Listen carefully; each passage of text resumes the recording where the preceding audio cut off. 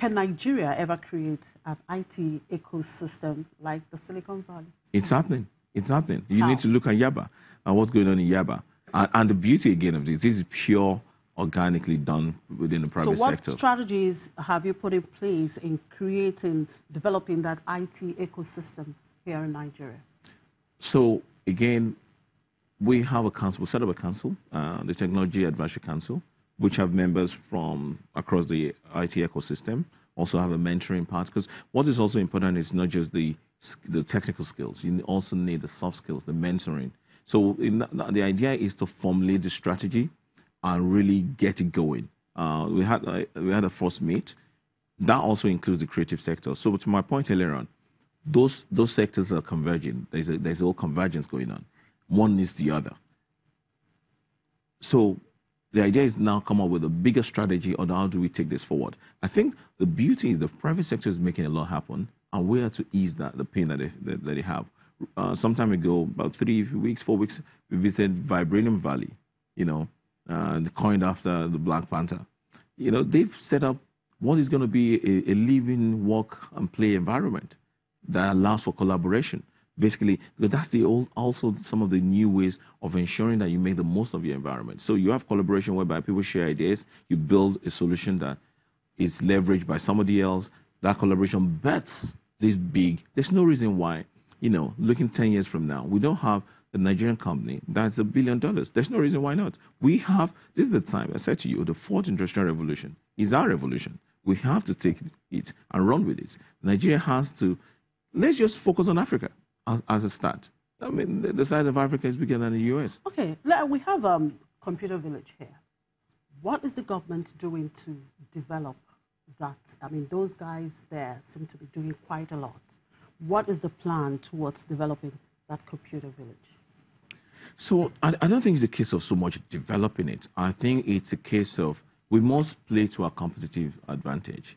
It's a case of looking at how do we deepen assembly. Let's not try and say we want to try and make a whole new answer, but how do we deepen assembly?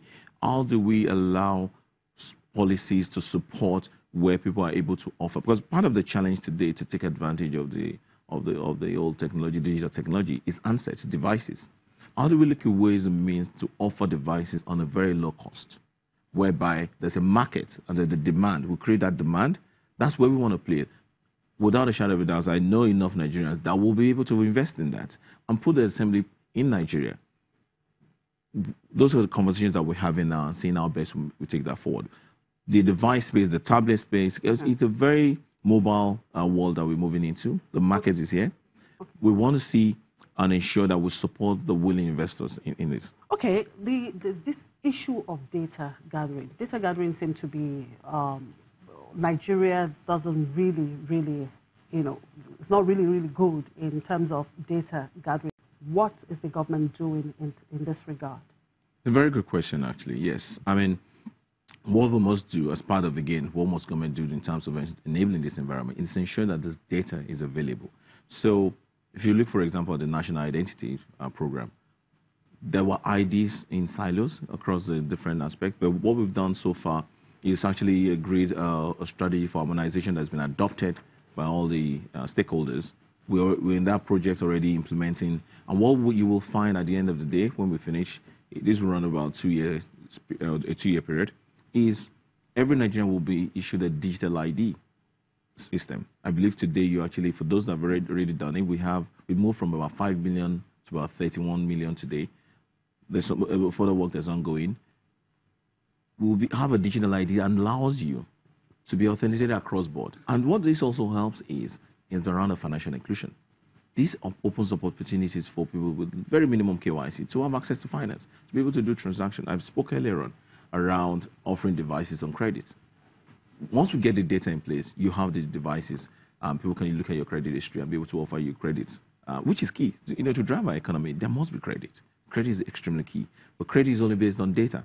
And that's why again, another big aspect that we're focusing on, and we've done a lot of work, to ensure the challenges of before are overcome.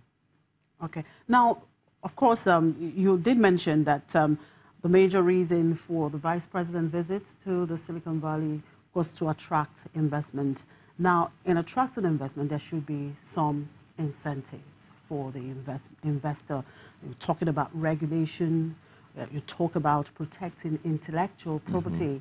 So what are you doing in that area? Because no investor would want to come in where there is tough regulation and, of course, the intellectual property is not being protected. Absolutely. And just to quickly mention, just the visit of the vice president to Silicon Valley made a massive change in the agreements between Google and our local indigenous players to the advantage of the Nigerian players. Just that visit, just that single visit. So that visit in itself is a strong statement.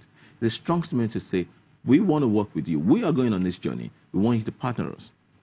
Part of what we're looking at, that's why I talked about innovative regulation. We have to make sure that the regulation works. If you look at what NIPC has done, there's a pioneer status that allows you, I believe it's over a 5-year period, once you register as a local company, to have tax incentives and much more benefits. So there's a pioneer status that's been offered to them.